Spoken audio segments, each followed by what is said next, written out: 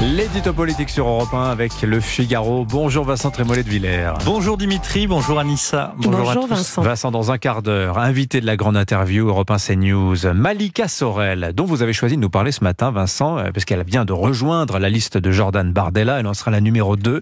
Quelle est la portée politique de ce ralliement, selon vous ? Malika Sorel, c'est le nouveau butin du candidat cambrioleur Jordan Bardella. C'est une prise précieuse, puisqu'elle remplit 3 objectifs. Celui de la compétence. Malika Sorel est une intellectuelle reconnue, très au-delà des sphères du RN. Celui de la respectabilité. Elle a exercé des fonctions au Haut Conseil à l'intégration. Enfin, et c'est peut-être le plus important, elle achève, après le ralliement de l'ancien patron de Frontex et de l'avocat Alexandre Varro, de donner à cette liste les couleurs de la droite. Elle a travaillé avec Dominique de Villepin, elle a soutenu Nicolas Sarkozy et François Fillon.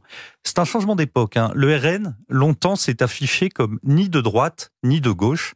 En 2022, il avait fondé sa stratégie sur la théorie des 2 blocs de Jérôme Sainte-Marie, c'est-à-dire l'affrontement entre bloc populaire et bloc élitaire. C'était la forme élégante de la lutte des classes.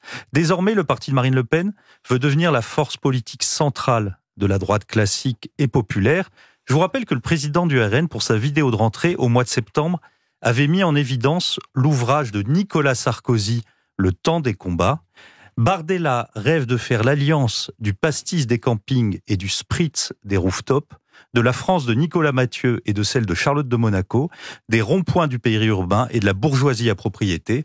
Ça s'appelle le RPR. Mais c'était pas exactement le programme d'Éric Zemmour en 2022, Vincent ? Oui, mais le patron de Reconquête a échoué à séduire les catégories populaires qui votent pour la marque Le Pen depuis des décennies.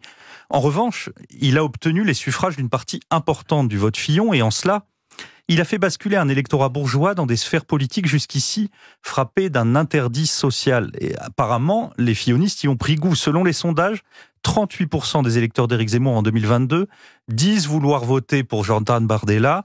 On peut considérer que Reconquête a servi de sas de respectabilité entre la droite et le RN. Marion Maréchal met toute son énergie à contenir cette hémorragie, mais pour le moment, dans ce secteur de l'opinion, le phénomène Bardella est irrésistible. Et la trajectoire de Malika Sorel en est une nouvelle illustration. Donc si je vous suis, Vincent, la droite LR est aussi directement menacée. Oui, et tout le travail d'Éric Ciotti est de desserrer la tenaille formée par le RN et par Emmanuel Macron. Il le fait en arguant de l'expérience et de la compétence d'un parti qui compte encore des dizaines de parlementaires, des présidents de région, des milliers d'élus locaux. Retrouver les électeurs de droite, c'est ce qu'a tenté de faire François-Xavier Bellamy lors de son meeting samedi. Le philosophe s'est adressé directement aux électeurs de François Fillon pour leur dire qu'une droite sérieuse, travailleuse, consciencieuse, continuait à tracer son sillon au milieu du grand cirque narcissique qu'est devenu la politique. En résumé, il leur a dit « Vous ne me verrez pas en boxeur ni sur TikTok, mais vous me verrez toujours à ma tâche ».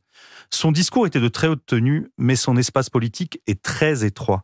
Très étroit, mais il existe. L'arrivée de la dette dans la campagne peut aider la droite à discréditer la majorité et à la renvoyer au déficit et à l'impôt, c'est-à-dire à François Hollande. Dans cette entreprise, LR a reçu le soutien inespéré de Valérie Ayé, la tête de liste Renaissance, qui se félicite d'avoir voté avec les socialistes 80% des textes à Bruxelles.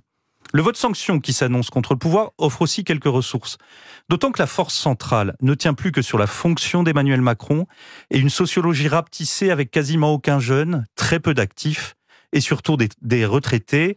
Le nouveau monde est devenu le monde d'hier. Celui d'aujourd'hui, et ce week-end politique en témoigne, se résume à une ambition pour Bardella comme pour Bellamy, ramener la droite à la maison. L'édito politique sur Europe 1. Merci Vincent Trémollet de Villers. La une du Figaro ce matin, la Russie. On en parlait à l'instant avec Vincent Hervouet, frappé par Daesh. Poutine détourne sa riposte contre l'Ukraine.